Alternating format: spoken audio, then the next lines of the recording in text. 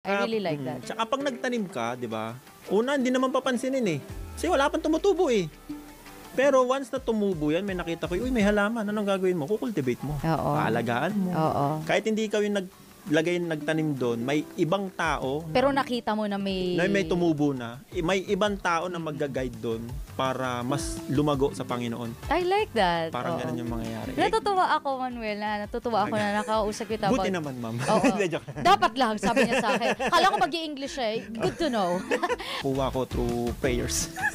Through prayers yan. Sandali, magdadasal lang ako ng 200 million pesos. Oh. Kung will ni God. Oh, Bakit I like hindi, that. di ba? I like that. Kung will ni God. So from there, no, nakakuha ka na ng tamang equipment to it. January, nagsimula ako. January what year? 2023? This year lang. Oh! Teka lang. February, March. This year lang. Kung 2 months ka pa lang! This year lang. Very, This year lang nga. Thank you, nakakatuwa ka praise God, naman. praise God. This year lang. Ano yung unang vlog mo? Ilang beses kong hindi nagawa. Nahiya ako. Nahiya ako. Nahiya ako na, Lord, nahiya ako nahiya ako. Pero, You push through, ginawa mo. Kung wala si God, hindi ko kaya yung ginagawa ko ngayon, promise. Oo. Hindi ko talaga kaya. Si God lang to, walang iba. Oo. Kasi kung ako lang, sa pamamagitan din ng ipinapakita natin attitudes sa kanila. Oo. Magtatanong sila eh. Gusto kong malaman kung sino yung Panginoon mo, si Jesus Oo. Christ. I like it. Oo. Diba? Kumbaga Kasi- nagbo-multitasking ka rin. Kumbaga, Yes. doing your job as a taxi rider, then doing your job, you know, as a son of God, Lahat you're naman tayo. trying. Yes, Di ba? opo, I like opo, that. lahat naman tayo. Unahin na po natin ang ating unang-unang fogging guest for today.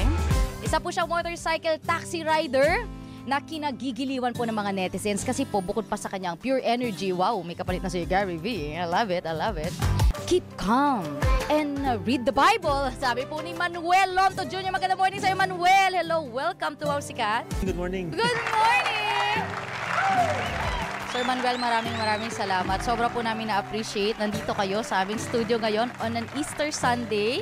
Kumusta po inyong bakasyon? Okay naman. Na-invite ako sa isang farm, Tagaytay. And Oo. puro spirituality yung usapan. Puro, Oh, I like it. Puro more on God. Kasi minsan, Oo. hindi naman yung katawan natin yung napapagod eh. Mm-mm. Nangihina din yung spiritual natin. Kailangan ng food, which is yung word ni God nga. I like that. I Yes. like that yung good. And what better way to do it? Well, every day we have to do it. Every day kailangan ang almusal natin, tanghali, Yes. hapunan po natin ay salita ng Diyos. Nakakatuwa lang na for you to spend it like that. Lalo na busy ka rin sa trabaho. Motorcycle Oo. taxi rider, kailangan ka nag-umpisa doon. Nag-umpisa ako doon nung May last year, 2023. Oy, malapit na work anniversary. Nice. April na tayo niyan. April. Konting kembot na lang. Oo nga. Oo.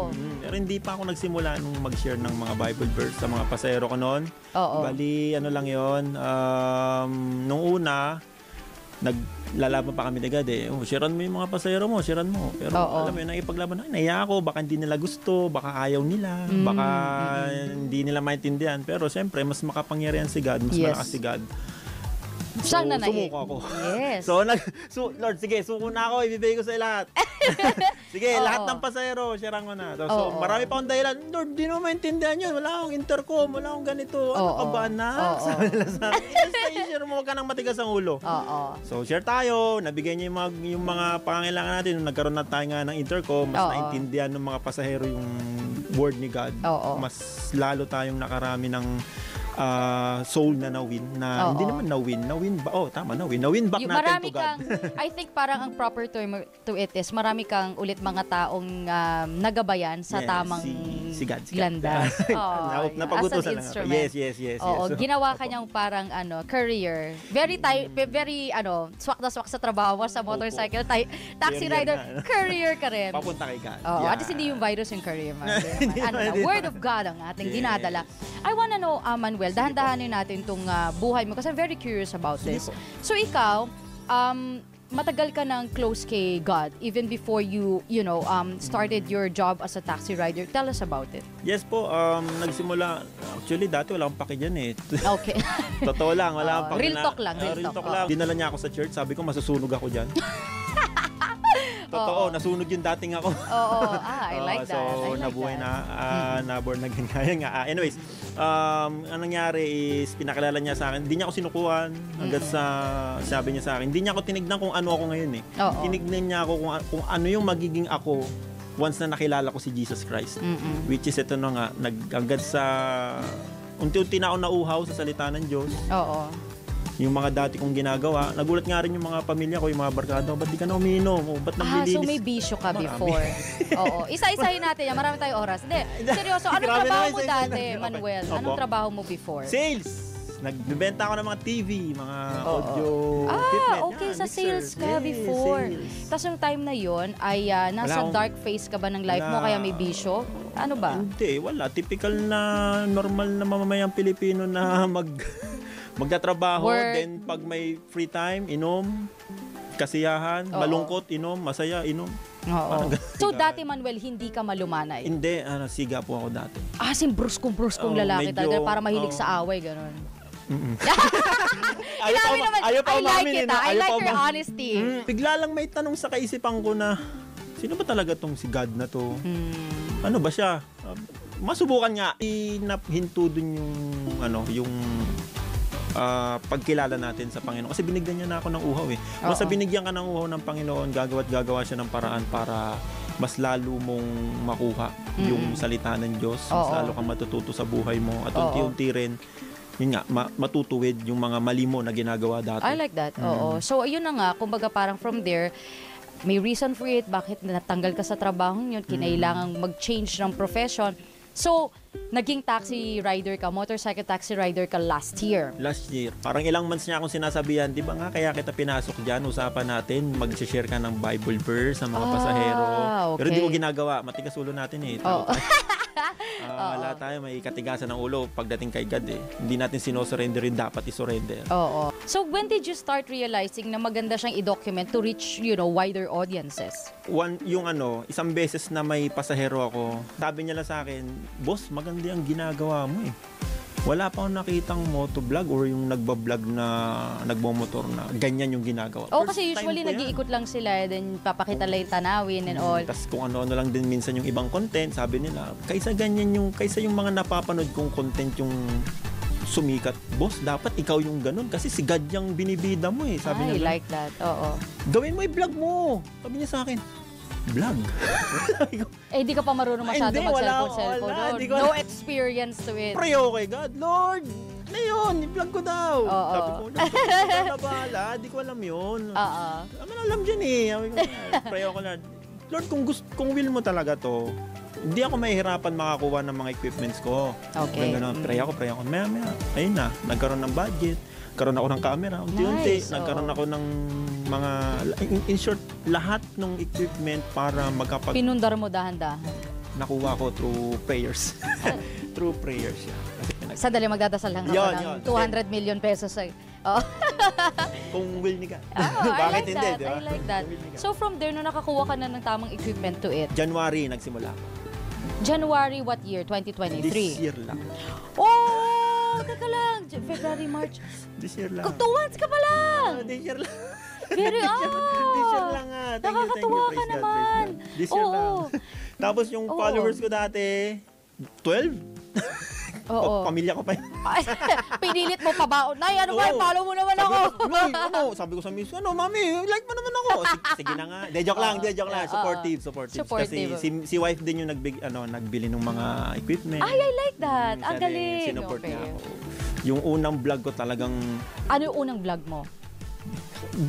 ilang beses kong hindi nagawa. Nahiya ako. Nahiya ako na, Lord, nahiya ako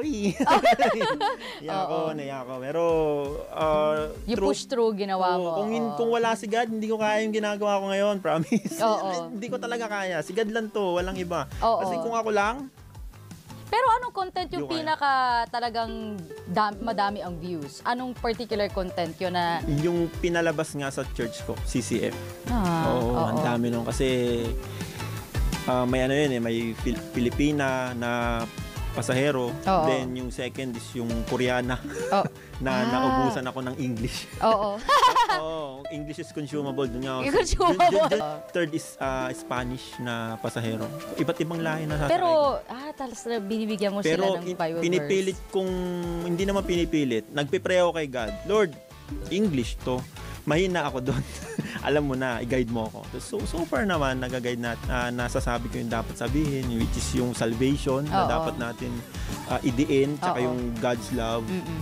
tsaka yung salvation, kaligtasan, tsaka yung, ano yung kailangan nating i-receive sa buhay natin para maligtas tayo or makapunta tayo sa langit, sa Diyos. Oo. Gusto ko malaman paano yung reception ng mga netizens pag pinopost mo yung video. Do you get private messages? Nakakuha ka ba ng request from them? Anong... More on, nai-inspire sila, lalo na yung mga Christians. Mm-mm. Kasi ano pa ba yung sabi nila to. Oo. Ano pa ba daw yung reason nila para hindi i-share si God or si Jesus Christ? Kung ito ang nag-aangkas habang nagda-drive na si share Oo. Tayo pa kaya na nasa komportabling lugar or Mm-mm. maka-office mate natin. Oo. Over lunch, pero Oo. English. Di ba nakadalawa ka doon? Over lunch. I like it. Oo. 3 days ko yun. Ilang English words na lang kailangan mo? 48 na lang gagamitin natin bago matapos. 43 na lang, ma'am. Oo, Hindi, joke. 43 na lang. Naku, Ayun. ibilangin natin ng maayos to. So yan nga, sa pantry, ba't di natin i-share, di ba? Oo. Tsaka, syempre, sa pamamagitan din ng ipinapakita natin attitudes sa kanila. Oo. Magtatanong sila Gusto kong malaman kung sino yung Panginoon mo, si Jesus Oo. Christ. I like it. Oo. Diba? Kumbaga Kasi- nagbo-multitasking ka rin. Kumbaga, Yes. doing your job as a taxi rider, then doing your job, as a son of God. Lahat You're naman trying. tayo. Di ba? Yes, I like opo, that. Opo, lahat naman tayo. What's next for you, Manuel? I mean, syempre ngayon, di ba? Nandiyan ka. Ito yung ginagawa mo to share it. Ngayon ba na-foresee mo na anong next na gagawin mo for your content? Pinagpipray ko pa na yung i-content natin is i-content din natin yung ibang influencer Oh, I like that. Oo, para crossover. i-share yung word sa kanila, makatanggap sila kay Jesus Christ. Then sila naman, yung mga influencer na yon, Oo. mag-share din with about Jesus naman. Oo. So, ang mangyayari, yung mga influencer, kahit papaano, minsan siguro every Sunday or once a month, mag-share sila about God para yung mga followers din naman nila is maka-receive or ma-reach out yung mga followers nila about Jesus nga, yung salvation. Oo, digital age na tayo ngayon So kung dati kailangan pupunta ka ng simbahan o nasa eskwelahan ka para ma-expose ka sa ganito, ngayon you can just open your phone and then you see content creators like you, bless your heart, Yeah. na 'di ba, ginagawa itong ganito, ibang purpose, sa buhay. I really like it na ito yung naiisip mo ngayon, personal aspect of it, yung family mo. Do they do it too? Kumbaga, parang sila din ba ay tumutulong sa'yo on sharing it? Ilan ang anak do you have? 3 pa lang. Nice! Tatlo pa Wow, lang yun. plano dagdagan. Tatlo pa lang. Humayo kayo at magpakarami. Yung panganay ko, Ilang taon na? 13. Teenager na. So nakikita niya ako, ginagawa naman niya is sineshare naman niya sa mga classmates niya. I like that. Tapos Oo. assignment ko sa Nice, kanya, nice. assignment ko sa kanya, sabi ko, weekly may dapat meron kang ma-share. Tapos kikwento niya, ay dad, meron ako na-share. Wow, dad. Taray, dad. Wala na, 42 characters left. Ubus na yan. Ilan na lang, sorry. Wala na tayong English niyan. I-refill mo na lang, ma'am. Hindi, joke lang. Yun. I-refill natin. I-refill na second guest mo. Katabi mo naman yung second guest natin. Okay. Anyways yun, nag-share siya na, sharean ko po, may daw siya, parang may ka-team siya, ka-buddy siya na mag-share din. Christian din yung I bata like ng best it. friend. Ang ganda. Kasi mga classmate niya, sinesharean niya. Oo. Tapos tinatanong ko, ano sabi? Wala lang di. Ay, share mo lang. Basta i-share mo. Yes, oo. I-share mo. Ano mahalaga? I-share mo lang. Ang mahalaga, nabigay ka na. Yeah, Kumbaga parang nataniman. nataniman na, kumbaga depende na sa tao paano nila tatanggapin. Pero ginawa mo yung tungkulin mo na Yeah. yung responsibility mo sa Christian to say your piece. Lapitan sila, alam mo yun. So it's up to them na. Eventually, baka umpisa din, katulad mo din na parang, hindi ko naman, Yeah. alam mo yun, baka ayaw pa nila. Pero eventually, di ba, parang, para siyang karne, pakuluan mo muna, lalambot din eventually. Alam mo yun, tiyaga lang tayo talaga. I really like that. Tsaka pag nagtanim ka, di ba?